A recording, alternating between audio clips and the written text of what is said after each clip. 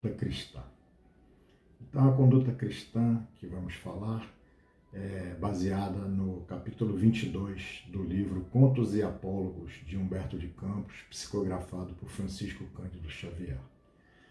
Vamos perpassar por outros assuntos até que cheguemos no capítulo propriamente dito, de maneira que possamos pensar novas ideias, novos conhecimentos e que possam essas ideias frutificar, que possam iluminar as consciências de todos, que Jesus nos abençoe, que possamos, em nome dele, utilizar esses momentos de reflexão em conjunto com ele, com o nosso mentor espiritual, para despertar novas ideias, para acalmar nossos espíritos e para que tenhamos alguns momentos de muita paz.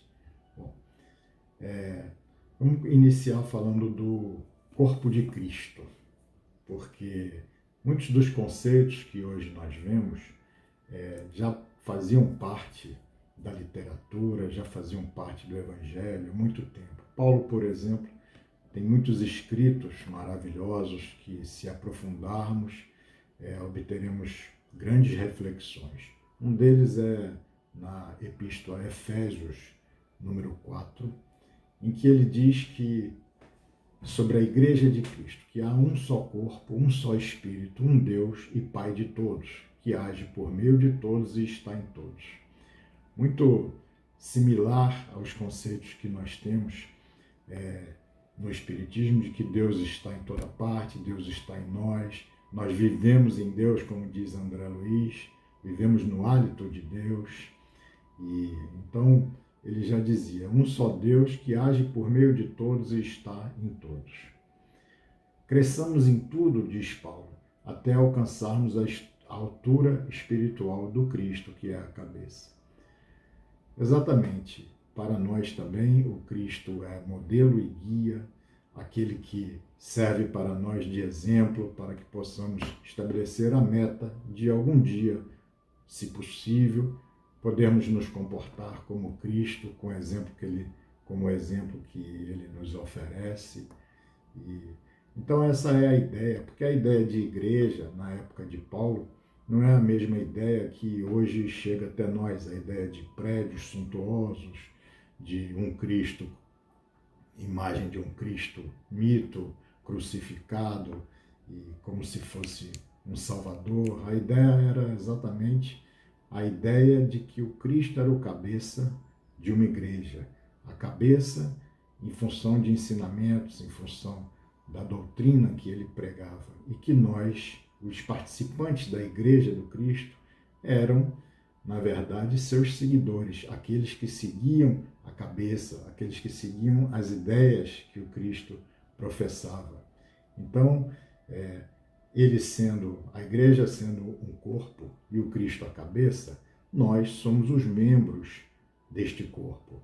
Como membros, como mãos e como pés dessa igreja, nós vamos utilizar esse ensinamento do Cristo para operar com as nossas mãos, baseados nesses conceitos da cabeça.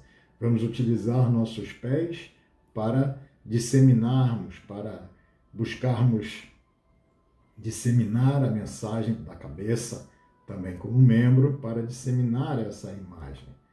Continua Paulo em Efésios dizendo, no nosso conhecimento do Filho de Deus, seremos pessoas maduras e alcançaremos a altura espiritual do Cristo. Por verdade, na medida em que possamos nos aprofundar no conhecimento evangélico, no conhecimento das palavras de Jesus, nós amadurecemos do ponto de vista espiritual. Porque o amadurecimento e a evolução espiritual é exatamente o discernimento. Discernimento que pode ser alcançado exatamente pelos conceitos evangélicos, que vão permitir que possamos analisar as coisas de forma mais ampla, de forma mais segura, com mais conhecimento. Continua Paulo dizendo que não seremos, a partir do momento que nós amadurecemos, não seremos crianças arrastadas pelas ondas ou por qualquer vento de ensinamentos falsos. A segurança do ensinamento que o Espiritismo nos oferece para, como dizia Kardec, a fé raciocinada, para que não sejamos crianças, para que não nos deixemos levar por palavras que estejam em desacordo com a doutrina, em desacordo com a lógica, em desacordo com a universalidade do ensino. Continua Paulo, os pensamentos não têm valor, os pensamentos daqueles que se deixam arrastar pelas ondas ou por qualquer vento de ensinamentos falsos não têm valor e a mente deles está na escuridão. Não tem nenhum controle e fazem todo tipo de coisas. É verdade, quando nós não raciocinamos sobre o comportamento que nós adotamos no nosso dia a dia, corremos o risco de estarmos sendo arrastados por ensinamentos que contradizem a lógica, contradizem a doutrina. E vai dizer Paulo, ainda em Efésios, totalmente em consonância com a reforma íntima que o Espiritismo prega para nós, abandonem a velha natureza de vocês. É preciso que coração e mente sejam renovados. E é mais ou menos isso que estamos aqui tentando fazer. A reforma íntima, abandonar o homem velho, os conceitos que vêm do passado, para criar uma nova forma de pensar, uma nova forma de agir, para que possamos obter uma renovação em nós mesmos, uma renovação espiritual. Então essa é a ideia do corpo de Cristo. Quero enfatizar principalmente essa questão de que não sejamos crianças e que possamos ter maturidade para não sermos arrastados pelas ondas ou por qualquer tipo de ensinamento, qualquer tipo de palavra, às vezes equivocada, sem a reflexão, sem a análise, sem o discernimento. E dessa forma, pensarmos que estamos agindo de forma adequada, estaremos produzindo equívocos para nós e para os outros. Tudo aquilo que não é bom para a comunidade, para a coletividade, também não é bom para nós. A gente tem que ir amadurecendo com a doutrina para entender que todos nós estamos ligados uns aos outros. Há uma solidariedade, a cooperação é a lei espiritual que nos permite acessar a planos superiores. Então, fundamental que possamos criar essa cooperação e que possamos utilizar a partir dessa cooperação, dessa troca de informação, utilizar esse comportamento para ascendermos espiritualmente. Para isso, nós precisamos estabelecer o que? Sintonia. Sintonia, o que significa sintonia? Sintonia vem de uma palavra grega, que o sim, o prefixo sim, significa aproximar-se. Então, sintonia reflete um processo de aproximação, um processo de estarmos ligados, estarmos em conjunto, estarmos próximos. Dessa forma, de acordo com as coisas que nós falamos, que gostamos na vida, nós vamos entrar em sintonia com as criaturas espirituais. Vamos entrar também em sintonia com as criaturas no plano físico. Diz Joana, dize-me com quem andas e te direi quem és. Diz-me onde andas e te direi quem és. Então, esse tipo de situação, essa sintonia, essa aproximação psíquica funciona 100% do tempo em nossa existência material, nossa existência espiritual. Porque estaremos sempre estabelecendo sintonias com os encarnados e com os desencarnados. Essas sintonias, essa aproximação nos levará a lugares diferentes, a caminhos diferentes. Então, vamos nos aproximar psiquicamente estabelecer uma condição de mente simpática, de modo que vai passar a haver uma influência de um sobre o outro e vice-versa. Se nós nos aproximarmos pelo esforço, pela determinação, pelo estudo de criaturas nobres, aproximando-nos psiquicamente delas, melhor para nós. Estaremos, dessa forma, obtendo a possibilidade de inspirações, de diálogos, de novos conceitos, de novas ideias, de ideias salutares, luminosas. Se nós também, por nossa própria escolha, estabelecermos sintonia com mentes negativas, viciosas e atormentadas, pior para nós. Sempre é uma condição de escolha pessoal. Nosso pensamento vai definir esse caminho, vai definir o tipo de sintonia que nós queremos estabelecer na nossa existência. Então vamos entrar agora no capítulo 22 do livro Contos e Apólogos de Humberto de Campos e Francisco Cândido Xavier. Só para introduzir, eu queria colocar uma situação de Humberto de Campos que é muito interessante. Humberto escreve livros maravilhosos, na parceria com Francisco Cândido Xavier. Entretanto, Humberto, enquanto estava encarnado, escritor, membro da Academia Brasileira de Letras, ele tinha uma ideia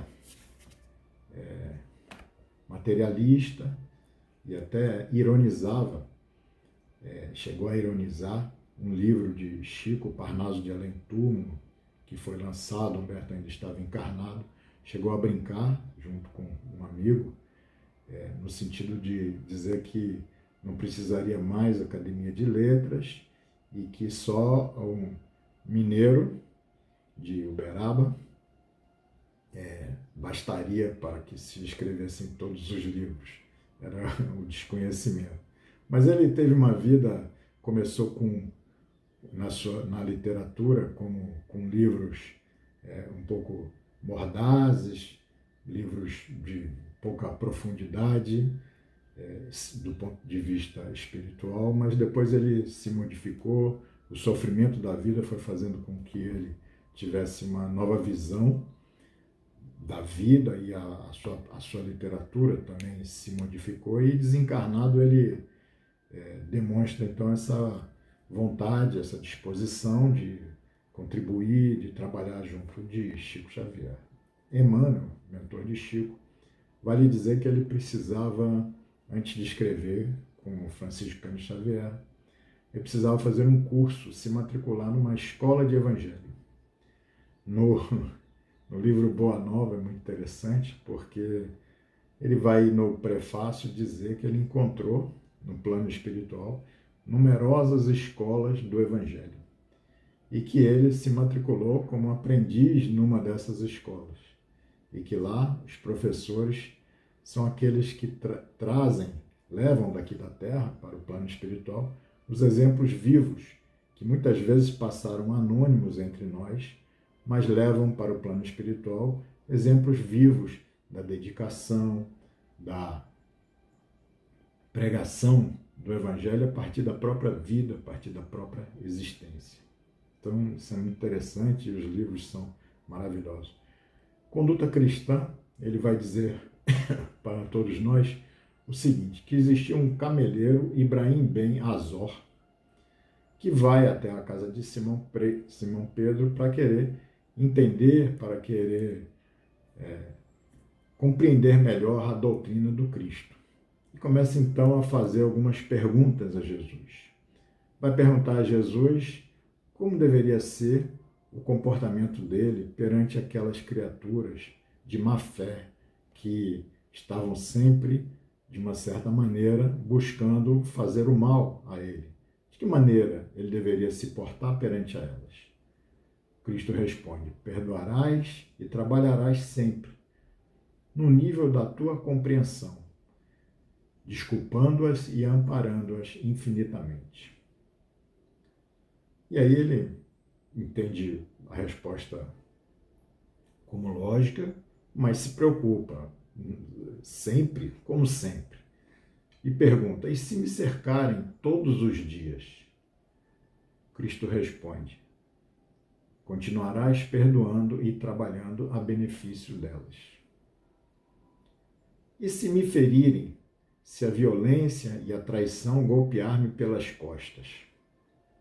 O Cristo vai lhe dizer: perdoarás e trabalharás, curando as próprias chagas, com disposição de servir, certo de que as leis se cumprirão, sem prejuízo de um ceitil. Ele realmente acha difícil, né? Porque Jesus ainda lhe diz: não passamos de meros servidores. Ele continua: e se a minha família se me matarem, e se minha família for ultrajada? E o Cristo continua lhe dizendo: perdoarás e trabalharás.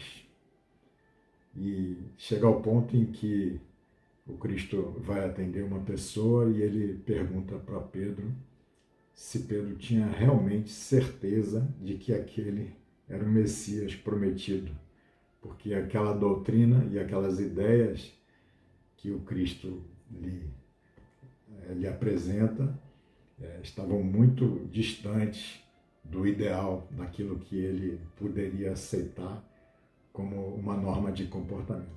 Até para nós, muitas vezes, essa ideia que o Cristo nos apresenta está um pouco distante, mas temos que entender que o Cristo trouxe para todos nós uma lei que vigora nos mundos celestes e apresenta aqui num mundo, num planeta de expiação e provas, onde temos aqui só prisioneiros, doentes, espíritos em recuperação, com muita necessidade de recuperação.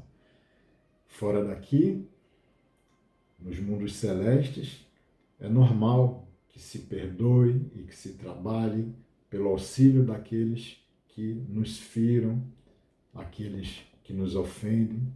Aqui entre nós ainda vigora uma lei do bateu, levou.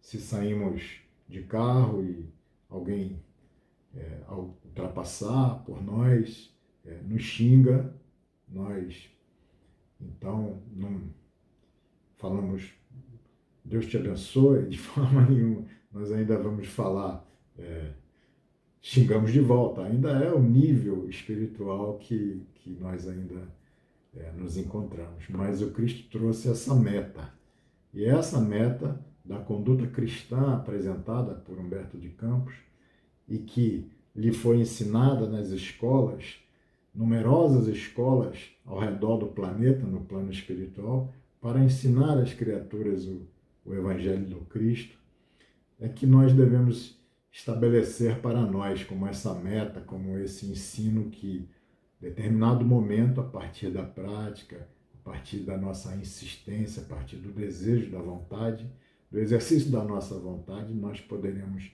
então, nos encontrar com essa meta.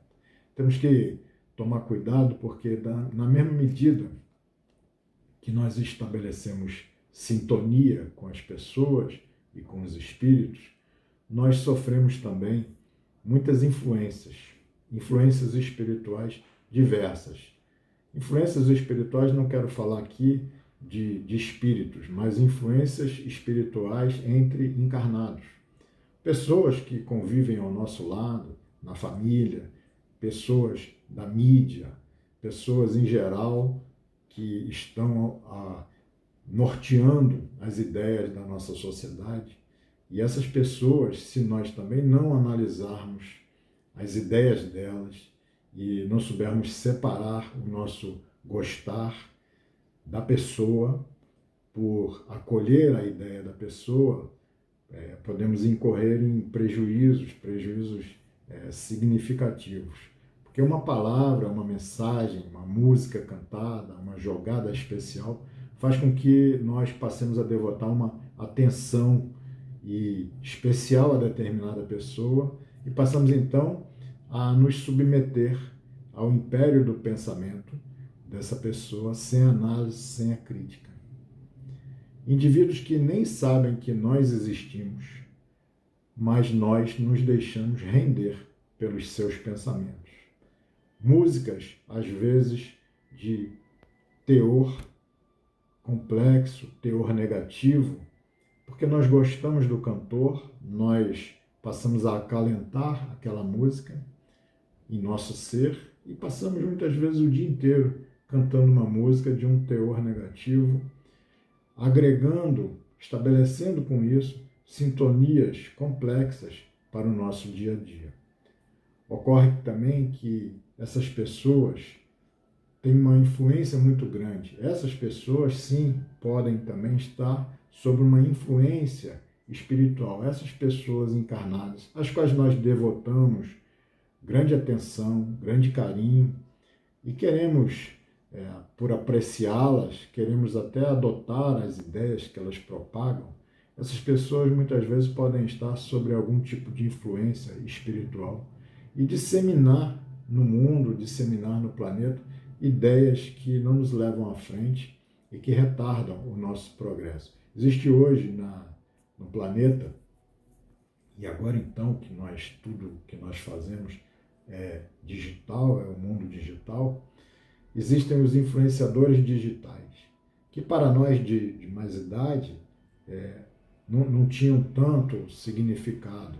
Nós nos rendíamos mais ao pensamento de um cantor, de um ator de novela, de um filme, de uma coisa nesse. Mas os mais jovens, eles têm já esse mundo digital muito entranhado nas suas vidas e eles conhecem perfeitamente aquilo que é chamado de influenciadores digitais.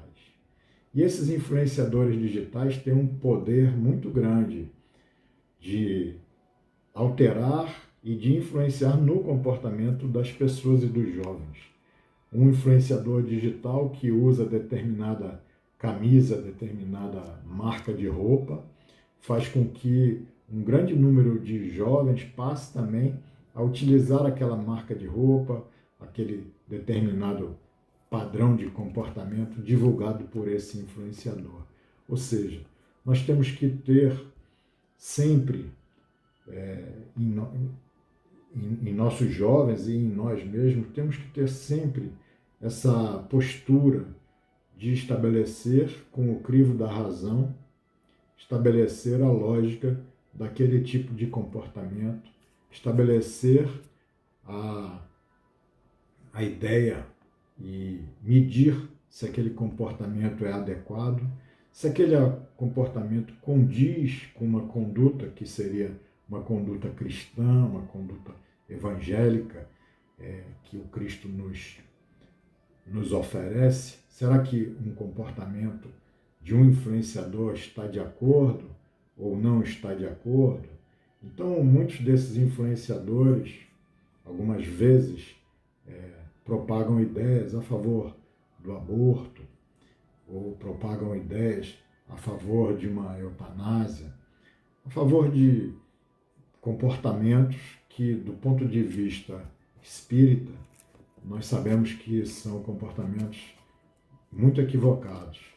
E as pessoas se rendem a essas ideias sem colocar a razão, sem medir, sem comparar, sem verificar se aquilo que está sendo propagado tem lógica, tem coerência perante a uma doutrina que professamos e que procuramos aprender, que procuramos nos aprofundar nela, né? Então, o livre-arbítrio é sempre fundamental. Nós temos que saber utilizar o nosso livre-arbítrio. Na verdade, o nosso livre-arbítrio vai se formando a partir de todas as experiências, porque todo mundo está apto a seguir no caminho do bem, tanto quanto do mal. Mas, a partir das experiências que muitas vezes vivemos, resultados de termos agido de forma equivocada, nós vamos adquirindo consciência. Essa aquisição de consciência vai permitir que o nosso livre-arbítrio vá sendo treinado e tenhamos capacidade de exercer o livre-arbítrio cada vez maior, capacidade de fazer melhores escolhas.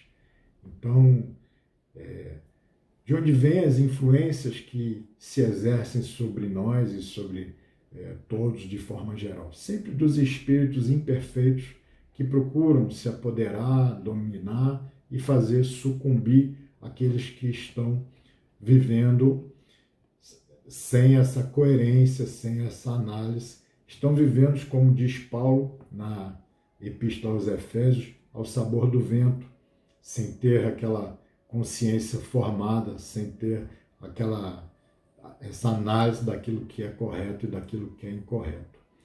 E aí nos pergunta os Espíritos na questão 122, se essa influência ela vai acompanhar o Espírito durante toda a existência. E a resposta dos Espíritos é muito interessante porque eles nos dizem o seguinte, essa influência acompanha a todos nós na vida de espírito, até que ele haja conseguido realizar o império sobre si mesmo. Então, até que nós tenhamos condição de fazer e de realizar o domínio sobre nós mesmos, para que não estejamos ao sabor do vento, para que não estejamos sob a influência de qualquer tipo de mídia ou de qualquer tipo de pessoa que esteja ao nosso lado. Então, é importante que a gente possa fazer esse equilíbrio. A vida da gente é formada de escolhas e escolhas que possam ser feitas a partir de um determinado equilíbrio. Precisamos encontrar o equilíbrio entre o céu e a terra, entre o aspecto espiritual e o aspecto material de nós mesmos. Então, um exemplo muito interessante para que nós possamos verificar esse equilíbrio necessário é a passagem de Jesus, Marta e Maria. Porque Marta, Maria e Lázaro moravam a 3 quilômetros de Jerusalém e Jesus sempre, quando ia a Jerusalém, passava na casa desses seus amigos para pernoitar. Era uma das poucas casas que Jesus passava para pernoitar e tinha verdadeira amizade pelos 3 irmãos. E certa feita está registrado no Evangelho, Jesus chega na casa e só estão Marta e Maria. Ele assenta-se, Maria assenta-se aos seus pés, enquanto Marta começa a preparar as coisas, distraída com aqueles muitos afazeres domésticos, procurando, inclusive, talvez servir a Jesus algum tipo de comida, algum tipo de carinho que derive da atitude material. E é importante que a gente possa ver que muitas vezes nós estamos ao lado de um mestre, que era o caso de Marta, estava ao lado de um mestre e estava preocupada em realizar as tarefas domésticas, enquanto que Maria pôde perceber que ao lado de um mestre deveria assentar-se aos pés do mestre para absorver do mestre os melhores conselhos e os melhores ensinamentos. E Marta, ao lado do mestre, sem perceber esse valor do mestre ao seu lado, ainda chega ao ponto de querer definir o que o mestre deve fazer. E vai dizer, Senhor, não te importas que Maria tenha me deixado a servir sozinha? E lhe dá uma ordem, ordena-lhe, pois, que venha ajudar-me. Assim nós fazemos, muitas vezes nós nos encontramos ao lado de espíritos de evolução muito superior à nossa e nós queremos dizer para eles como que devem fazer, como que devem agir, porque na nossa incapacidade de julgar e de avaliar, nós achamos que nós sempre sabemos o que o outro deve fazer. Ordena-lhe, pois, que venha ajudar-me. E Jesus lhe dá uma resposta, Marta, Marta, andas inquieta e te preocupas com muitas coisas, mas só uma é necessária. Maria escolheu a boa parte, que não lhe será tirada. Então, esse exemplo é muito interessante, porque, na verdade, nós temos essas duas potências da alma em nossa alma, que é o ego e é o eu. O ego para realizar, para nos auxiliar nessa realização dos trabalhos materiais, na nossa projeção da personalidade transitória, e o eu que representa a nossa individualidade e nos auxiliar com essa união, essa nossa união com Deus. E a gente tem que saber, de uma certa maneira, equilibrar essas duas forças.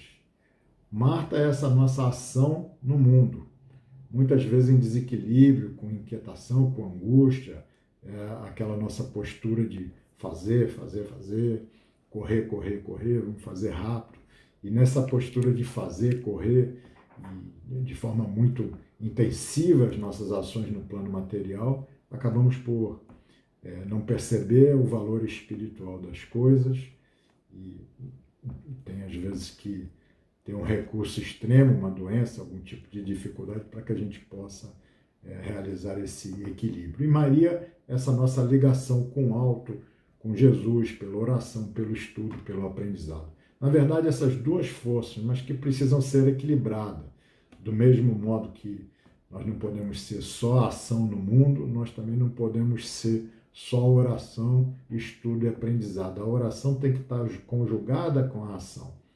Porque se só oração, estudo e aprendizado for a base da nossa existência, sem aplicação prática, nós vivemos no plano das ideias e sem a condição de realizações maiores. Nós estamos aqui para saber utilizar essas duas forças, para que a nossa conduta cristã possa ser verdadeiramente valorosa. Ela tem que se dar a partir dessa união e dessa conjugação dessas duas forças, para que a gente possa, então, obter o resultado esperado, o projetado e o esperado. É interessante porque é importante a gente saber se dominar, é importante a gente saber deixar de o homem velho no passado e construir um homem novo.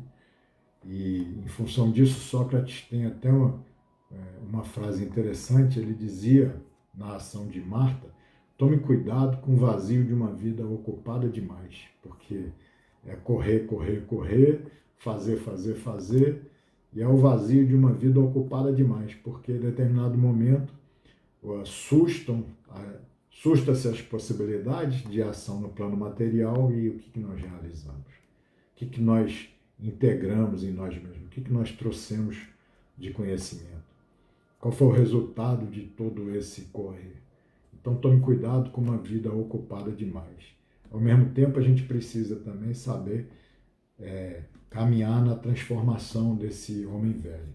A gente, na questão 919 do Livro dos Espíritos, tem aquela ideia da importância do homem conhecer-se a si mesmo. Mas a máxima que estava escrita lá em Delfos, no templo de Delfos, ela é maior do que essa, é maior do que o conhece-te a ti mesmo. Ela diz o seguinte: homem, conhece-te a ti mesmo. Homem, domina-te a ti mesmo. Homem, transforma-te a ti mesmo. Ou seja, a gente precisa se conhecer para identificar tudo aquilo que nós ainda temos de instintivo, para então podermos dominar esses instintos, domina-te a ti mesmo, dominar esse aspecto instintivo para deixar crescer em nós os aspectos humanos e diminuir em nós os aspectos ainda animais que trouxemos lá do passado.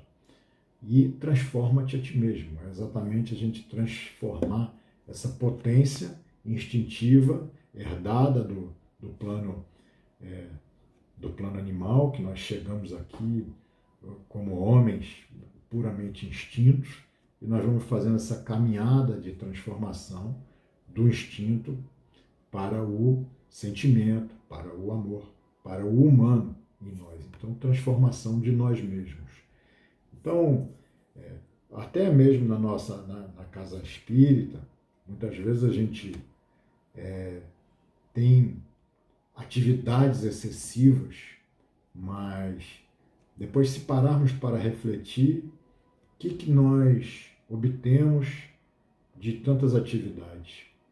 Porque eu vou todos os dias para o centro espírita, mas o que eu consegui realizar em mim mesmo? Às vezes eu vou forçado, eu vou sem vontade. Então, a atitude, a ação que tem valor é aquela em que nós estamos integrados, mente e corações. Em vez de eu ir 5 vezes por semana, se eu for 2 com alegria, eu vou produzir muito mais. Então, essas atividades, em excesso, essas atividades elas têm que ser, de certa forma, equilibradas, para que a gente possa realizar em nós mesmos esse equilíbrio. Né?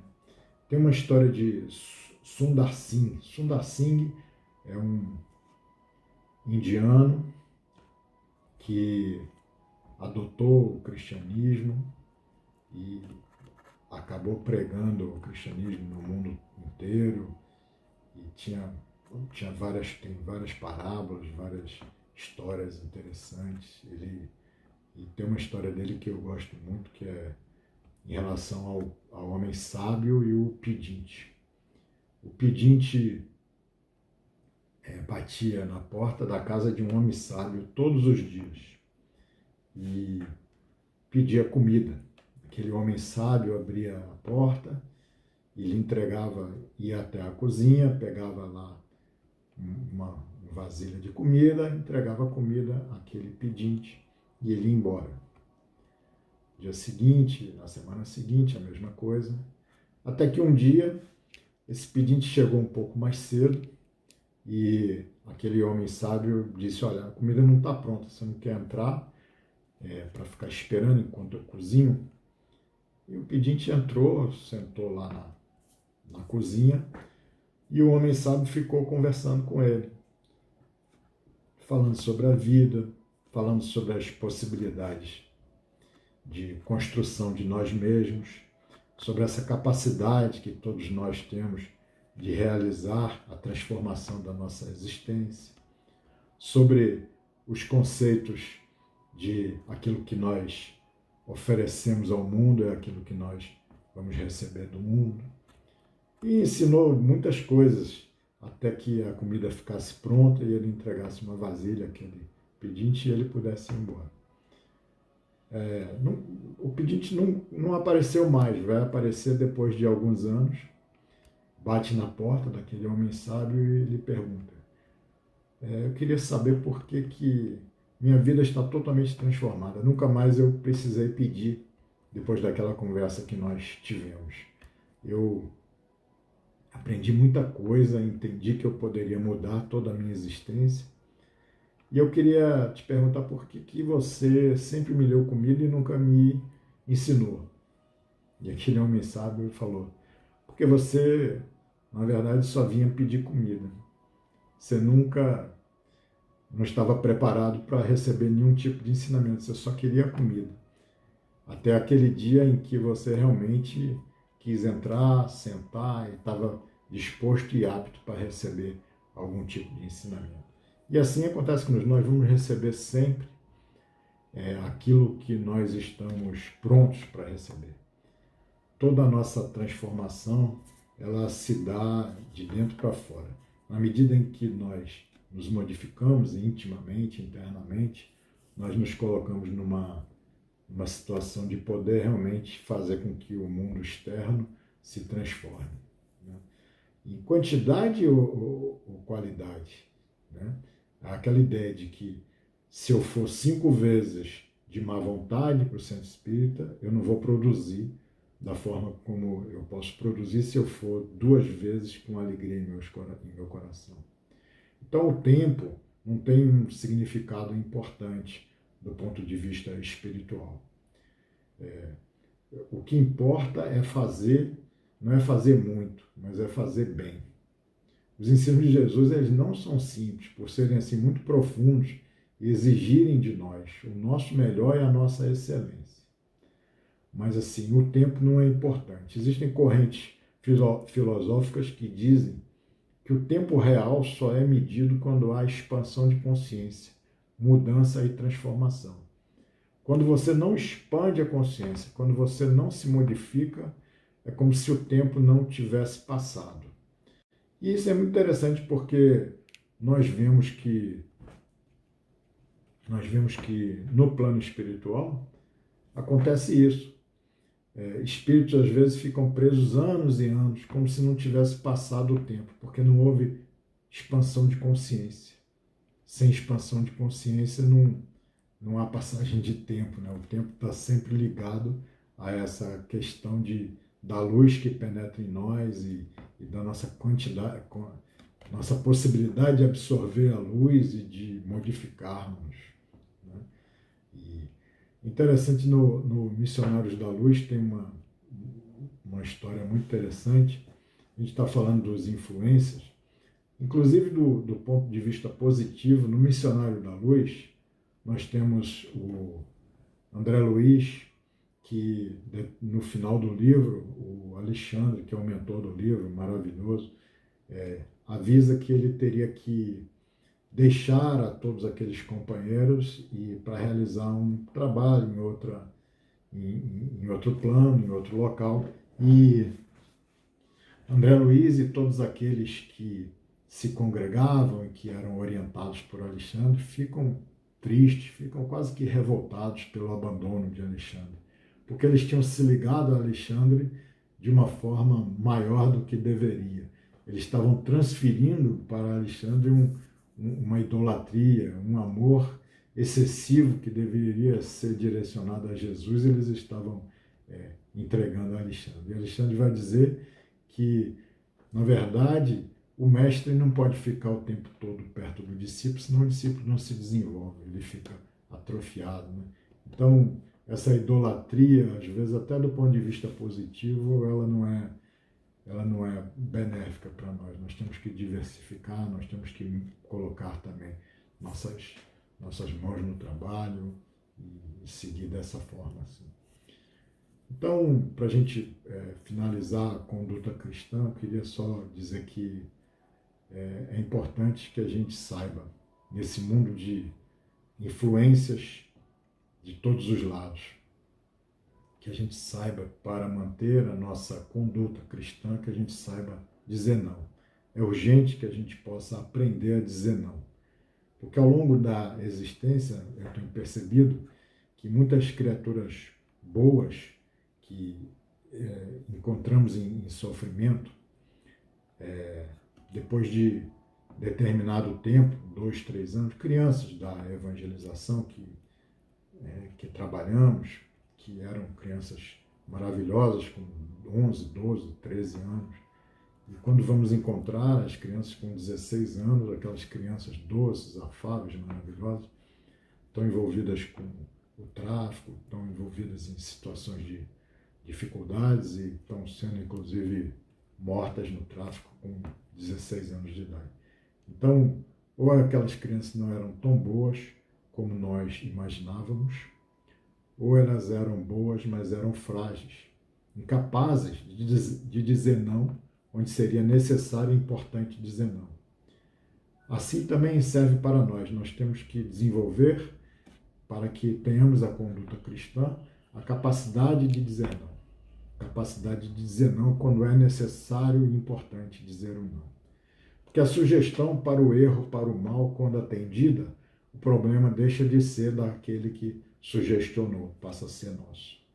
Mas bom também a gente compreender que a boa realização, muitas vezes inspirada pelo nosso mentor espiritual e que nós acatamos e que nós vamos e realizamos, também depois de atendida, ela passa a ser nossa responsabilidade e nosso mérito, que a gente possa cada vez mais trabalharmos em função de desenvolver essa nossa conduta cristã e nos afastar das influências que dificultam a nossa caminhada e que nos levam a desvios e nos levam à realização de equívocos. Que Jesus possa nos abençoar e permaneça com todos nós. Boa noite a todos.